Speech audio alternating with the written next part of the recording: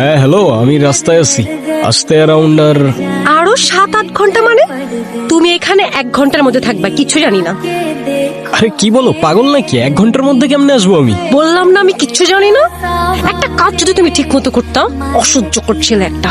আচ্ছা ঠিক আছে, আমি যত তাড়াতাড়ি পসিবল আসার ট্রাই করতেছি। ওকে। হ্যাঁ হ্যালো। এখন আসতেছো না কেন তুমি? আরে আমি তো গাড়িতেই বাবা, আসতেছি না আবার কোথায়? এতক্ষণ লাগে আসতে? আচ্ছা এখন রাখো, আমি একটু ড্রাইভ করি। কেন যে আমি তোমারে ভালোবাসতে গেছিলাম। বাবার পছন্দ করা ছেলেরে বিয়ে করলেই ভালো হইতো।